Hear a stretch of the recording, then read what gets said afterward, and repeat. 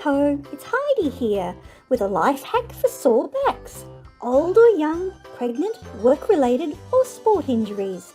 A sore back can hurt like the bejesus willies. Just ask my Meemaw. After a day out shopping, visiting family, exercising or even doctor appointments, often she has trouble lifting her leg up high enough to get into a car. But she values her independence, so she does this little life hack which may help someone you care about too. First, you need a car to practice at home.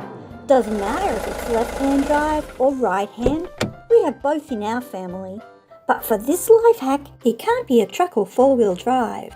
It needs to be short, low to the ground. This might look short enough, but for folks with injuries, it can still be too high. Luckily, many family cars are just right. If possible, avoid sporty bucket seats which have high wings on the side and base. When you're injured, elderly, or retaining too much fluid, these wings can get in your way and make it harder to get in by yourself, even when you are well enough to drive safely on your own. So if this is a constant problem for you, perhaps ask your mechanic if a more practical seat is available for your model vehicle. Ooh, that's better. Same height, but without the wings. Now Meemaw can lift her leg in much easier. Oh, and the last thing you need is a walking stick. Not the stick you rely on for walking. This one stays with the car. It will get strained in ways for which it wasn't designed, so you can't rely on it later to take your weight.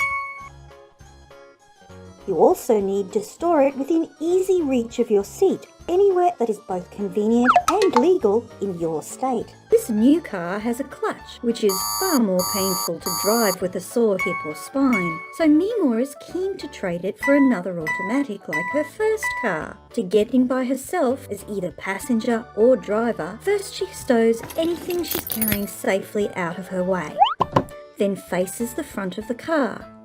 Brace one hand against the roof to help your balance, grab your cane, upside down, in the hand that's furthest from the car. Optionally, you may like to take off your shoe to drive as well. Then, to minimise pain, use the cane to lift your first foot into the car.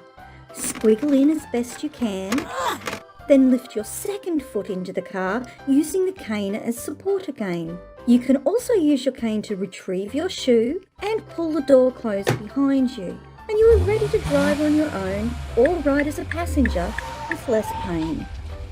So if you know somebody like Meemaw who has no suitable public transport, no other place to live that's more convenient, or simply wants to stay independent with their own garden, pets and home for as long as it's safe to do so, then perhaps this little life hack may help them too. Without it, Meemaw would have been forced to give up everything she enjoys over 7 years ago. So all this time, it's been happy trails, Meemaw. Be a dear and like, subscribe, or share, please.